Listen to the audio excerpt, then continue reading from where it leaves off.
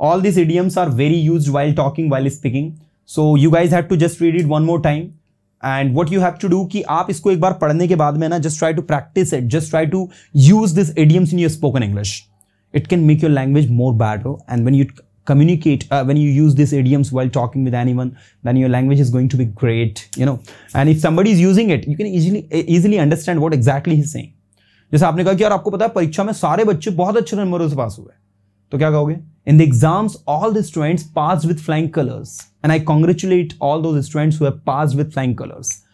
तो इस तरीके से जब आप बोलते हो, आपने कहा यार वो तो बहुत डरपोक आदमी है यार, he is a chicken hearted guy, he is a chicken hearted guy, chicken hearted डरपोक आदमी. Herculean task, हरक्यूलिस को है ना के ऊपर अर्थ को रख दिया गया था, तो वो बड़ी मजबूती के साथ अर्थ को संभाल रहा था, है ना. तो इसी तरीके से हरक्यूलिन टास्क हरक्यूलिस से बना है. हरक्यूलिस बहुत ही खतरनाक काम करता था, है ना, तो जोखिम भरे जो काम होते थे उनके लिए. तो हरक्यूलिन टास्क मतलब ऐसा काम जो बहुत कठिन हो. मैंने कहा learning English is not an Herculean task, any Tom can Harry can learn it. भाषा सीखना, इंग्लिश सीखना कोई बहुत कठिन काम नहीं है. Any Tom and Harry, Tom can Harry मतलब होता है कोई भी आम आदमी जो है इसको सीख सकता है. सो हरक्यूलिन टास्क बहुत कठिन काम. मैंने कहा this is a Herculean task, you can't do it. ये वो बहुत कठिन काम है, आप नहीं कर सकते हैं. समथिंग इज फिशी, दाल में कुछ तो काला है. जब आप ऐसा बोलो ना दया कुछ तो गड़बड़ है, तो something is fishy, something is fishy, कुछ तो गड़बड़ है. एन एप्पल ऑफ डिसऑर्डर, झगड़े की जो जड़ होती ना उसको कहा जाता है an apple of disorder. An apple of one's eye मतलब होता है आंखों का तारा. मैंने कहा every child is an apple of his parents, हर बच्चा अपने पेरेंट्स के आंखों का तारा होता है. Every child is an apple of his, every child is an apple of his parents eyes, है ना. तो एप्पल ऑफ वंस आई और एप्पल ऑफ डिसऑर्डर मतलब होता है झगड़े की जड़. एसिड टेस्ट, ऐसा टेस्ट जो कि बड़ा ही खतरनाक हो, तो कठिन जो टेस्ट है. मैंने कहा this is an acid test and you have to pass it. ये एक बहुत कठिन परीक्षा और तुम्हें पास करनी है. बैड माउथ का मतलब क्या हो जाता है? दूसरों के बारे में अभद्र बात से बोलने वाला. मैंने कहा he is a bad mouth, you should not mind him. आपको उसे माइंड नहीं करना चाहिए, वो तो ऐसे ही बेकार का बंदा है, बैड माउथ है वो. बिहाइंड बार्स, जेल में. You will be behind bars if you make mistake, तुम्हें जेल हो जाएगी अगर तुम गलती करोगे तो. You will be behind bars if you make mistake. You will be behind bars मतलब कि आप किसके पीछे होंगे? बार के पीछे होंगे. बार मतलब जेल के पीछे होंगे, ऐसे. बोन ऑफ कंटेंशन और Apple of disorder, Apple of Discord, दोनों का मतलब होता है झगड़े की जड़. याद रखना, बोन ऑफ कंटेंशन का मतलब भी होता है विवाद का कारण, झगड़े की जड़. एग्जाम्पल दिया, पढ़ लेना. बुक वॉर्म का मतलब होता है किताबी कीड़ा. ठीक है, आपने कहा one of my friends is a book worm, he always keeps studying. वो किताबी कीड़ा, वो हमेशा पढ़ता रहता है. वॉर्म मतलब कीड़ा होता है, बुक मतलब किताब होता है. ब्लो वंस ऑन ट्रम्पेट, अपनी डगली अपना राग. जब आप आदमी अपनी खुद की बड़ाई करता है, अपनी खुद की तारीफ करता है, तो उसको कहते हैं ब्लो वंस ओन ट्रम्पेट मतलब खुद का ट्रम्पेट बजाना, खुद की तारीफ करना, है ना. I hate people who always blowing their own trumpet, मुझे वो लोग पसंद नहीं है जो हमेशा कुछ खुद की तारीफ करते रहता है. टू बर्न वंस फिंगर मतलब होता है अपनी खुद की उंगली जला लेना. He burned his finger to the stock marketing, उसने जो है खुद को नुकसान पहुंचा लिया. To one one's finger. इसके बाद है hard nut to crack. Hard nut to crack का मतलब होता है लोहे के चने चबाना, किसी कठिन काम को करना, कोई काम जिसे करना बहुत मुश्किल हो. It's like hard nut to crack. मैंने कहा learning English is not an Herculean task, it is not hard nut to crack. It is not hard nut to crack मतलब ये कोई बहुत हार्ड नट नहीं है क्रेक करने के लिए. It's easy job if you have decided to learn it. So भाई ये सारे के सारे इडियम्स बहुत ही इंपॉर्टेंट थे जो अभी हमने पढ़े. ठीक है, अच्छा एक पेज और बचा है यार, ये भी देख ही लो लगे यार. आइसिंग ऑन द केक मतलब होता है सोने पे सुहागा. जब केक के ऊपर आइसिंग हो जाए तो क्या बोलते हो? मजा आ जाता है फिर. तो आइसिंग ऑन द केक, सोने पे सुहागा. एग्जाम्पल भी दिया है, as the icing on the cake I fancied chocolates peanuts for dessert. Wow. Jump to conclusion, मैंने कहा don't jump to conclusion until you complete this. जब तक आप इसे पूरा नहीं करो, डोंट जंप टू कंक्लूजन मतलब जल्दबाजी में निष्कर्ष मत निकालो. है to keep an open table मतलब सबका स्वागत करना. We keep an open table for all of those who wants to be the part of it. ठीक है, we have organized an open table for all those who are just going to be the part of it. This is an open table for all those. So keep an open table for all. I kept an open table when my guest visited me. I kept an open table when my guest visited me. मतलब जब मेरे guest आए तो भाई मैंने open table रखा उनके लिए, भाई आओ मजे के साथ में बस. Next, kick in the teeth, किसी को जबरदस्त झटका देना, kick in the teeth. Last ditch, आशा की अंतिम किरण, लास्ट डिच, आखिरी गड्ढा. This is our last ditch attempt to put labels and pictures on cigarette packets that reflect the true cost of smoking. ठीक है, हमारी अंतिम किरण है भाई, क्योंकि लोग जो पीने वाले हैं वो तो उसको भी देख के मजे के साथ पीते हैं. Light at the end of tunnel, मतलब संकट में आशा की जो किरण है उसको कहते हैं light at the end of tunnel. Eight the end of tunnel आपको कोई चीज दिख रही है, आशा की उम्मीद दिख रही है, तो उसको कहेंगे light at the end of the tunnel. एक टनल को आप, एक सुरंग को खोदे जा रहे हैं, अंधेरा ही दिख रहा है आपको, लेकिन इन द एंड आपको दिखता है कि यार एक उजाला आ रहा है वहां से. सो उसको कहेंगे light at the end of the tunnel, संकट में आशा की किरण. I am happy that you have least show a light at the end of the tunnel. To make one's mark, अपना गहरा प्रभाव छोड़ना. मैंने कहा everybody wants to make his mark, हर व्यक्ति अपना गहरा प्रभाव छोड़ना चाहता है, but only the people who are able to make their marks, the one who are passionate toward something. जो लोग पैशनेटेड होते हैं, जुनूनी होते हैं किसी काम को करने के लिए, वही अपना मार्क छोड़ के जाता है, गहरा प्रभाव छोड़ के जाता है. ये बहुत अच्छा वर्ड है, मैन ऑफ लेटर्स. जिस व्यक्ति को लेटर्स की समझ होती है उसको कहते हैं ज्ञानी व्यक्ति, विद्वान व्यक्ति, है ना. ऐसे ही देखो, मैन ऑफ स्ट्रॉ होता है. मैन ऑफ स्ट्रॉ मतलब क्या होता है? साधारण आदमी, आम आदमी. ऐसे ही होता है man of words. Man of words उसको कहते हैं जो शब्दों का आदमी, शब्दों का आदमी हो, बात का आदमी हो. ऐसा व्यक्ति जिसने कोई प्रॉमिस कर दिया वो करेगा ही. मैंने कहा mister Verma is a man of words. If he has committed anything he will surely do it. अगर उन्होंने किसी चीज को करने का कमिटमेंट दे दिया है तो वो उसको निश्चित ही करेंगे फिर. So mister Verma is a man of words. क्योंकि इधर ऊपर वाले सेंटेंस में मिस्टर शर्मा को विलन बना दिया ना, अब थोड़ी इनको हीरो बनाएंगे. नेक्स्ट, तो मैन ऑफ लेटर्स मतलब क्या हो गया? ज्ञानी. मैन ऑफ वंस मार्क मतलब होता है मैन ऑफ वंस मार्क मतलब प्रभाव, गहरे प्रभाव छोड़ने वाला व्यक्ति. मेंड वंस वेज, आदत सुधारना. मैंने कहा you need to mend your ways. आपको अपने रास्तों को मेंड करने की जरूरत है, अपनी आदतों को सुधारने की जरूरत है.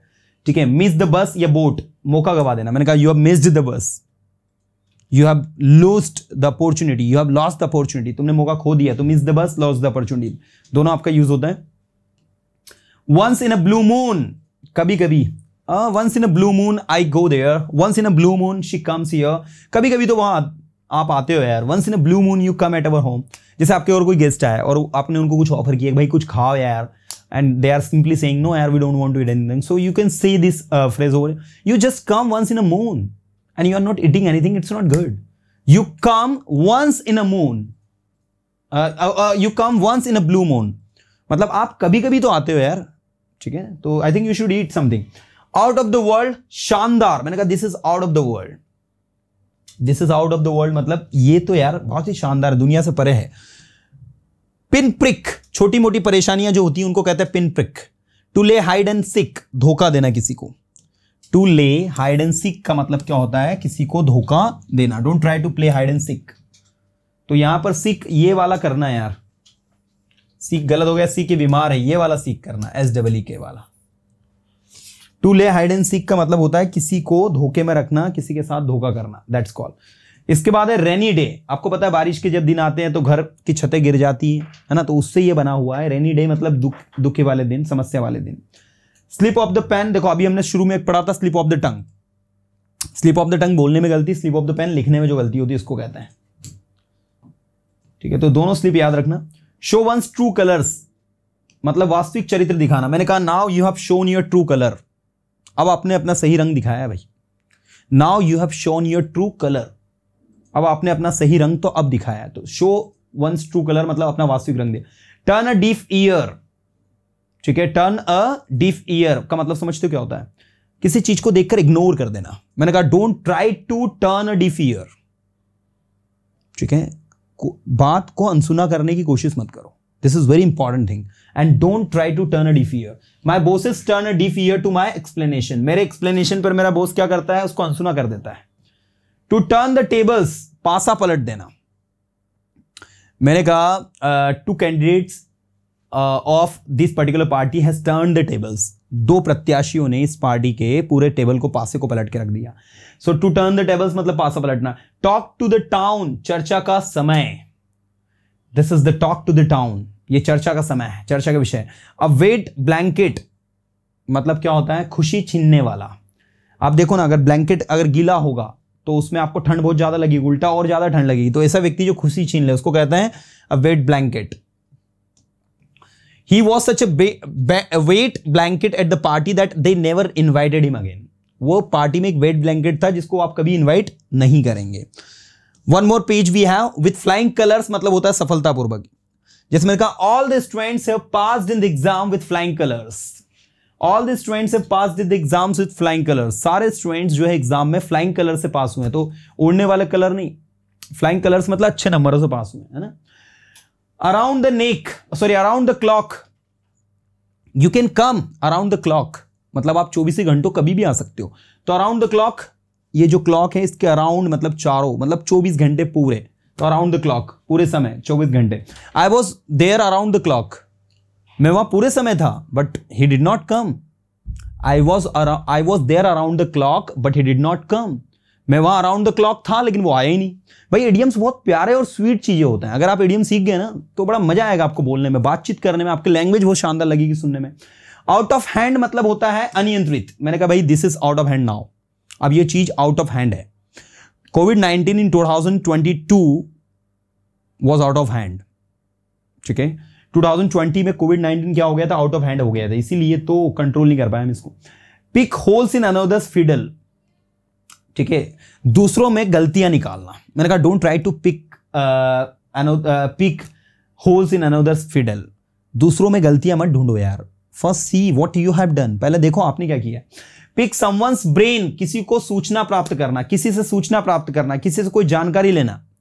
That's called pick someone's brain. Piece of cake, ऐसा काम जो बहुत आसान हो, आसान काम. पीस ऑफ केक एकदम आसान. इसके लिए एक और होता है चाइल्ड्स प्ले. चाइल्ड्स प्ले का मतलब भी होता है बच्चे का खेल. मैंने कहा learning English is a piece of cake. Learning English is a child's play. Any Tom can Harry can learn it. कोई भी सीख सकता है. इंग्लिश सीखना पीस ऑफ केक है, चाइल्ड्स प्ले है. विदाउट राइम एंड रीजन का मतलब होता है बिना किसी कारण के. Without any reason, without any rhyme and reason you are going there. बिना किसी कारण परवाह के आप वहां जा रहे हो. शेक इन वंस शूज, डर से कांपना. मैंने कहा he has started shaking in his shoes. वो अपने शूज में शेकिंग करने लग गया, कपकपाने लग गया. That is called slap on the wrist. मतलब होता है बहुत हल्की सजा. It was a slap on the wrist. किसी को रिस्ट पर स्लैप करना, बहुत हल्की सजा देना. टेकन अबेक, एक सेकेंड, आश्चर्यचकित होना किसी चीज को लेकर. टेकन अबेक. टाइम एंड अगेन, बार बार. उसको टाइम एंड अगेन भी बोल सकते हैं, अगेन एंड अगेन भी बोल सकते हैं. The man in the street, आम आदमी. आम आदमी के लिए एक और बताया था मैंने आपको, अ man of straw. A man of straw, STRAW. A man of straw भी होता है and the man in the street भी होता है. आम लोग. ठीक है, आम लोग जो होते हैं, the man in the street, they don't need anything. Roti kapda and makaan, they just need, they need clothes, food and shelter, and they don't need anything else. तो भैया ये सारे के सारे ऐसे इडियम्स थे जो हमने आज पढ़े हैं. तो ये एक बार आप क्या करना, बिगनिंग से फिर से पढ़ना. बिगनिंग से एक बार फिर से पढ़ोगे तो ऑटोमेटिक आपको सारी चीजें समझ में आएंगी. And idioms are used very much while talking and that's why don't take it for granted. ये देखो, छुपा रुस्तम व्यक्ति को क्या कहते हैं, dark horse. For the sake of के वास्ते, कॉक एंड बुल स्टोरी, मनगंत कहानी. मैंने कहा this is a cock and bull story, you should not believe in it. Castle in the air, हवा में किले बनाना. टर्न डाउन मतलब होता है इंकार कर देना, पलट जाना किसी चीज से. मैंने कहा don't turn down in the end of the session. In the end of the session पलटना मत भाई. ठीक है ना. चलो भाई, तो ये सारे के सारे आप घर से एक बार बुक से पढ़ लो तो